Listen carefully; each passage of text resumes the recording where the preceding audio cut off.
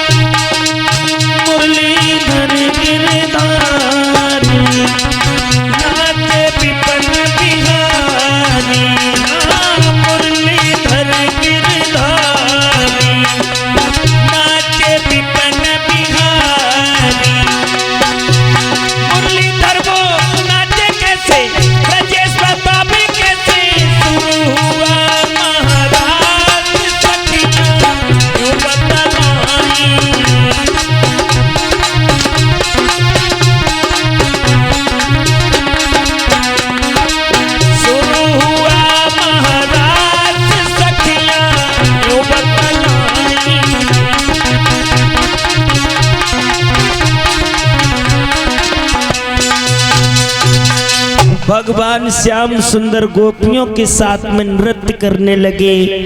और जब कन्हैया नाचते हैं तो जितने श्याम के भक्त होते हैं वो सब नाचने लगते हैं। अब रात्रि का समय है और तो सब सो रहे हैं, लेकिन देवियों की आंख खुल गई कि भगवान नाच रहे हैं। शांति से बैठ जाइए। जब विष्णु भगवान की पत्नी ने लक्ष्मी ने ये सुना कि कन्हैया नाच रहा है, तो लक्ष्मी अपने पति को सोते हुए छोड़कर उठ के बाहर ठाड़ी वहीं। विष्णु भगवान ने ना जाने पाई जी कहां जा रही। ब्रह्मा जी की पत्नी ब्रह्माणी ने जब देखा कि कन्हैया नाच रहा है, ब्रह्माणी भी भाग खड़ी वहीं। ब्रह्मा जी ने जानी ही नहीं पाई। इंद्रदेव की पत्नी ने देखा श्याम सुंदर नाच रहे हैं तो हमें भी चलना चाहिए। इंद्रदेव की भी पत्नी चली आई, इंद्र ने भी नहीं जान पाया। वरुण जी की पत्नी सोचने लगी तो हम कैसे बैठी रहे। वरुण देव को सोता छोड़ दिया और वो भी भाग गई। इधर ब्रह्मा जी वो शंकर जी की पत्नी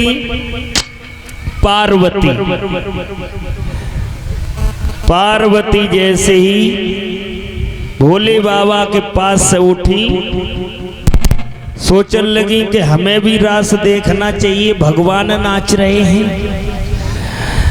तो जैसे ही पार्वती उठ के चली है, भोले बाबा बड़ी गहरी नींद में सोई रही, लेकिन भोले बाबा ने पार्वती को हाथ पकड़ लो। अब भोले बाबा बोले हाँ कहाँ जा रही हो। पार्वती बोली हम कहीं भी जा रही हूँ, तुम्हें क्या मतलब, सोते रहो आराम से, हम जहाँ जा रहे ठीक ही जा रहे हैं। पीछे वाले बॉक्स में थोड़ी आवाज बढ़ाओ।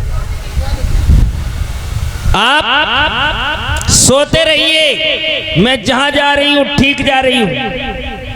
भोले बाबा बोले ऐसे कैसे जाने दूंगा, जरा ये बताओ जा कहाँ रही हो तुम। पार्वती बोली देखो तुम्हारी बात में जिद मत करो, तुम इतनी जिद करते हो, कभी कभी तो हमारा दिमाग खराब हो जाता है तुमसे। तुम चुपचाप लेटो, मैं जा रही वृंदावन में। आज श्याम सुंदर गोपियों के साथ में नाच रहे हैं, रास रचा रहे हैं, इसलिए मैं जा रही हूँ, तुम आराम करो। भोले बाबा बोले अच्छा कन्हैया नाच रहे हैं तो तुम ही जाओगी और मैं नहीं जा सकता। भोले बाबा बोले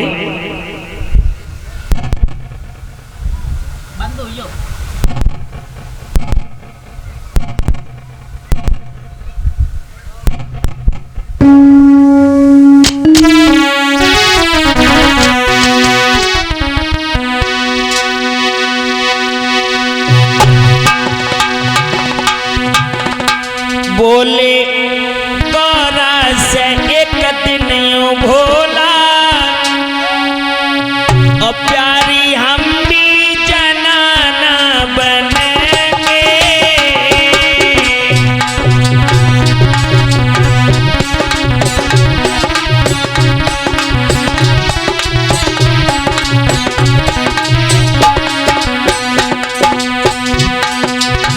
भोले बाबा बोले अगर कन्हैया को नाच जनाने बनने में मिलेगा तो मैं जनाना बनूंगा, लेकिन भगवान को जरूर देखूंगा।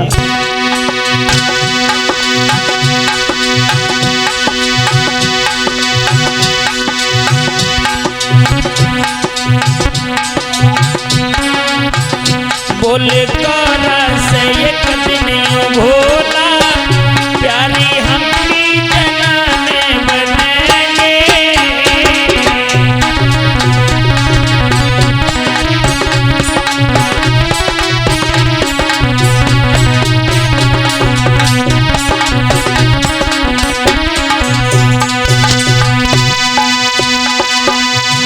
बोले गौरा से एक दिन यूं भोला प्यारी हम भी जनाने बनेंगे। वृंदावन की सुहानी गली में, ओ वृंदावन की सुहानी गली में रास देखन को प्यारी चलेंगे। वृंदावन की सुहानी गली में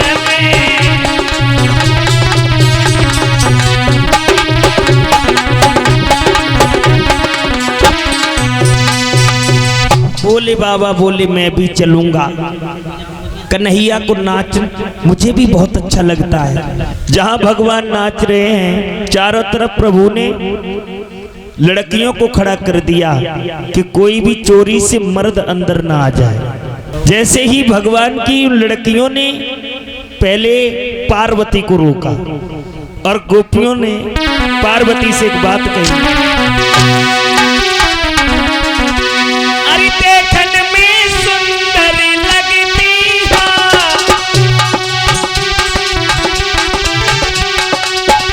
आदत की भोली भाली हो, निकई तनोई मोए समझाए दीजो, निकई तनोई मोए समझाए दीजो। तुम कौन पति की गोरी और निकई तनोई मोए।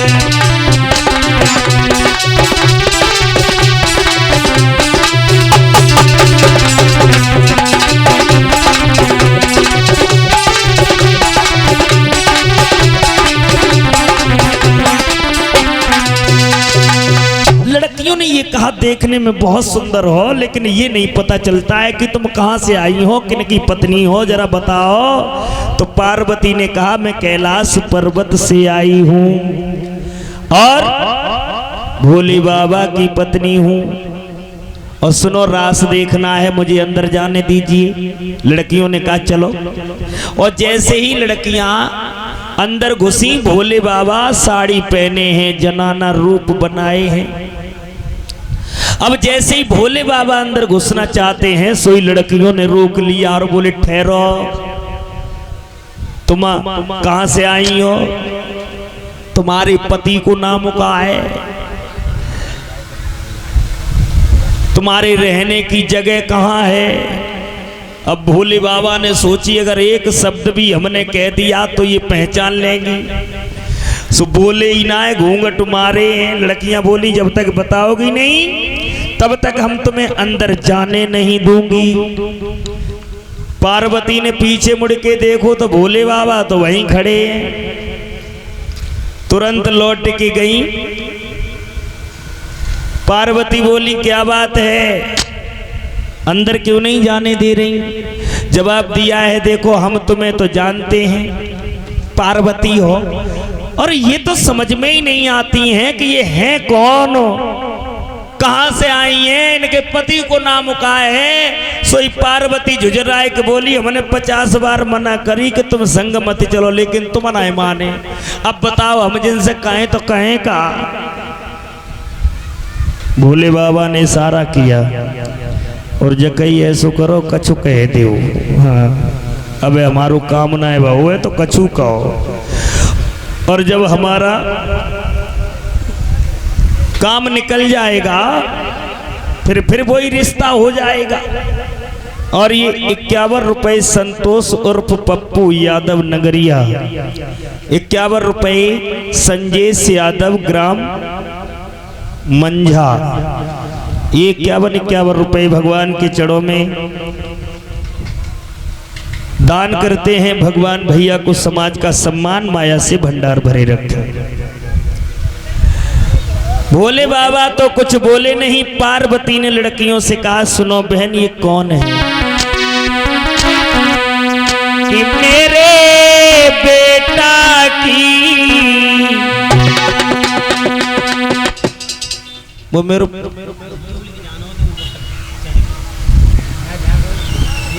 मेरा पुत्र है ना गणेश, कि मेरे बेटा की और बहरिया मानो तो सकी।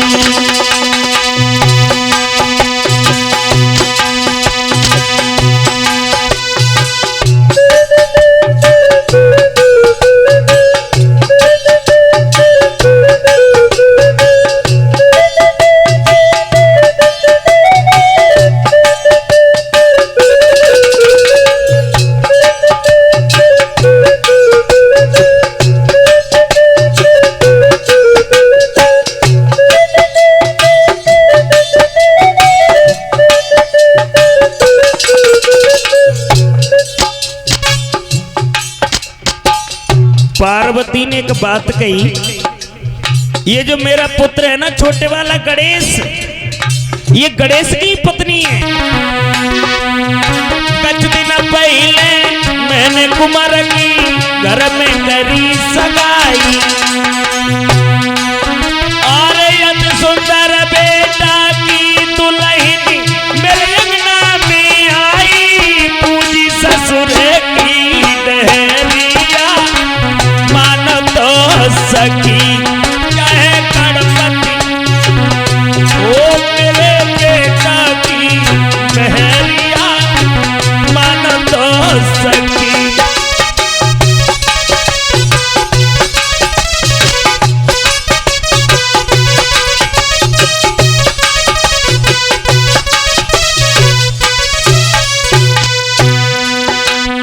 जैसे ही पार्वती ने कही ये मेरे गणेश की पत्नी है, लड़कियां बोली गणेश की शादी हुई गई? कि बोले हुई गई। कि कब भाई? जवाब दो सुनो। थोड़े दिन पहले भाई। अब पार्वती ने जब कही थोड़े दिन पहले भाई, लड़कियां जो थी कहने लगी ऐसो करो, अरे कर ली शादी अपने लला की खबर यो नहीं पठवाई।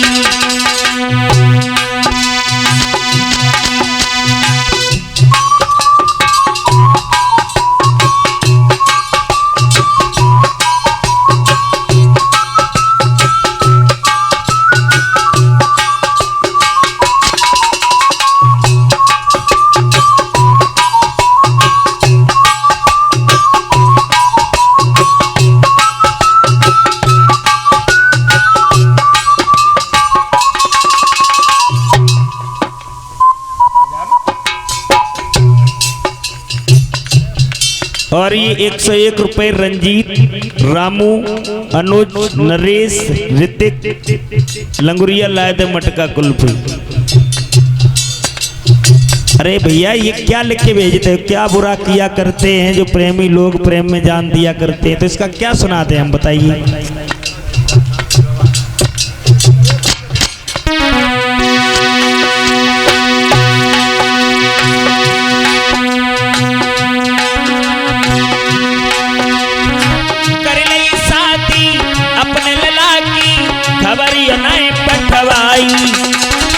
घूंघट ने कई उठैयो देखी, कैसी बहुवरी आई, कैसी गणपति की महलिया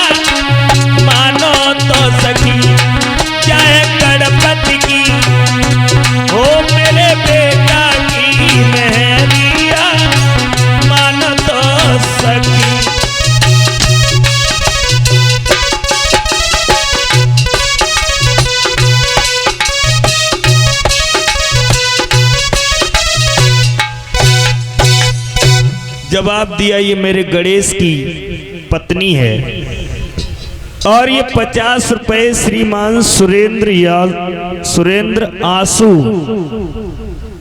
और ये क्या लिखा है भाई? मिल्किया के रहने वाले हैं। और ये क्या लिखे? अच्छा, कांडी में मिल्किया, साफ लिखो ना फिर। बोलिए गोविंद भगवान की। जैसे तैसे तो भोले बाबा अंदर हो पाए। अब भोले बाबा देख रहे हैं कि कन्हैया प्रत्येक लड़की के साथ में नाच रहे हैं, भगवान बांसुरी बजाते हैं। कन्हैया की वो मोहनी मूर्त देखने के लिए भोले बाबा अपना घूंघट उठाते हैं और जैसे घूंघट उठाते हैं सही पार्वती पकड़ के नीचे कर लेती हैं और कहती ज्यादा घूंघट ना उठाओ, कन्हैया देख लेगा। सो बेचारे देख ही ना पाए रहे।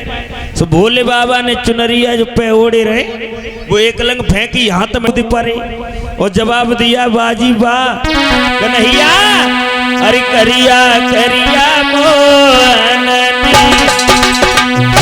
सखियां मोहलाई रे कारे कारे मोहननी सखियां मोहलाई रे तीनों जादू सोड़ा रे।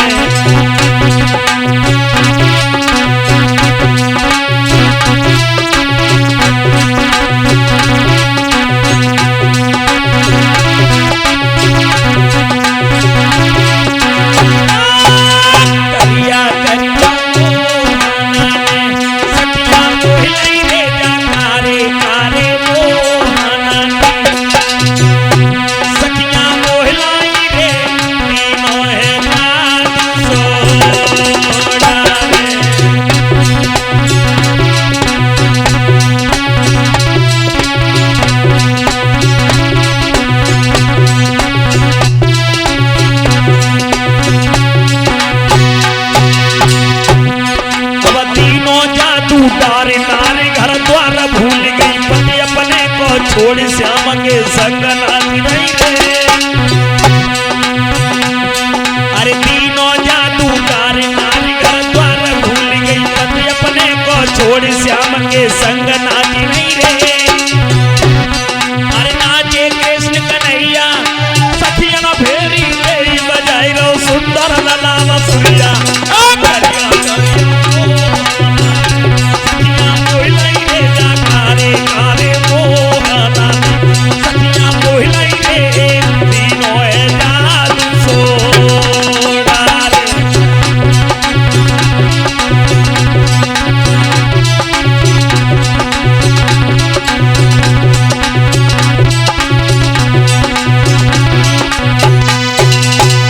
भगवान कन्हैया ने जब देखा कि भोले बाबा है, श्याम सुंदर ने जब भोले बाबा को नाचते हुए देखा,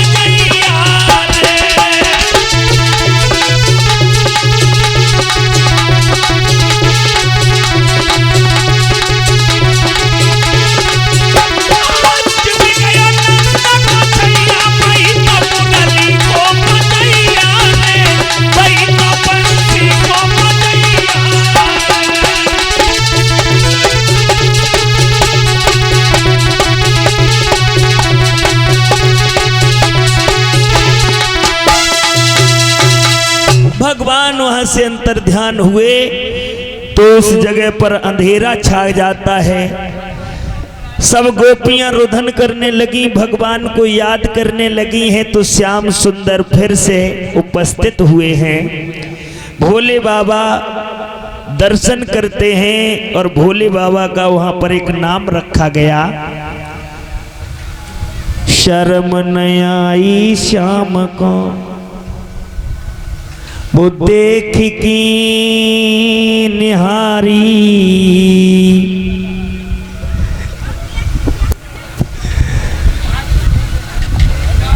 अरे मोहन को देख के शिव जी ने डमरू की सुनाई तान, डमरू की तान मिली भैया तो मुरली की सुरतान। इधर भोले बाबा डमरू और उधर से भगवान श्याम सुंदर बांसुरी बजा रहे हैं। तो गोपियां नाच रही हैं, आलिंगन कर रही हैं। जब ये भोले बाबा और श्री कृष्ण करोड़ों गोपियों के बीच में थे, तब तक वहां एक तीसरा प्राणी और आ गया। उस तीसरे प्राणी का नाम क्या है मालूम? उस तीसरे प्राणी का नाम है कामदेव। कामदेव आ गया। भगवान ने पूछा कि तुम्हारा परिचय क्या है? कामदेव बोला, तुम नहीं जानते, लोग हमें कामदेव कहते हैं। बोले, यहां क्यों आए हो? जवाब दिया, जहां सुंदर स्त्रियां होती हैं, जहां सुंदर पुरुष होते हैं, वहां तो हम आ ही जाते हैं। भगवान बोले हैं, लेकिन हम तुम्हारी यहां दाल नहीं गलने देंगे। मैंने तुम्हें पहले भी कई बार परास्त किया है, तो इस बार भी हरा देंगे।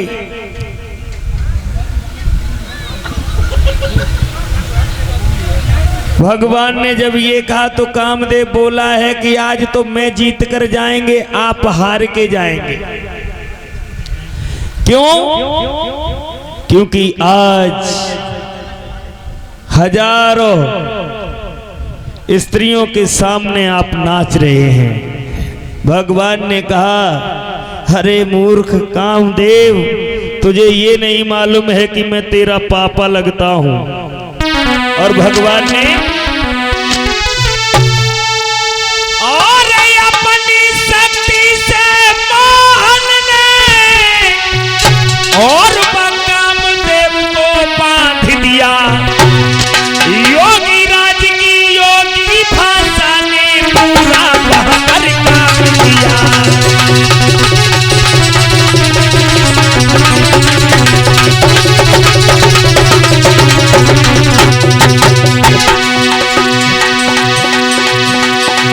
उस मोहन वाले मुरली ने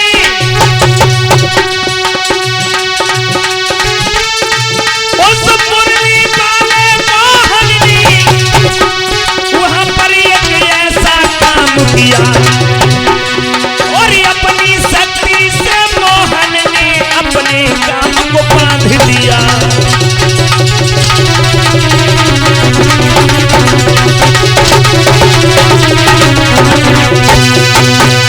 भगवान ने कामदेव को उल्टा लटका दिया। कामदेव विवश हुआ और भगवान कृष्ण ने कहा, रे कामदेव, त्यागी वो होता है जो अंदर से त्याग करता है। कोई भी त्याग करे वो अंदर से करे, ऊपर से करने से कोई फायदा नहीं। और इस कृष्ण ने तो ऊपर से नहीं, अंदर से त्याग किया है। और मेरे भक्तों, कामदेव वहां पर परास्त हुआ। भगवान श्याम सुंदर ने इस कथा से हमें ये शिक्षा दी कि चाहे आप देश में रहें, चाहे परदेश में रहें, चाहे हिंदी भाषा बोलें, चाहे अंग्रेजी बोलें, जिस चीज को आप जानते हैं कि इससे मुझे नुकसान है, उस चीज को अपने जीवन में कभी मत उतारो। जो लोग कामहीन होते हैं, जो लोग काम से रहित होते हैं, भगवान उसे गोद में नहीं, उसे अपने सर पर बिठा लेते हैं। बोलिए गोविंद भगवान की।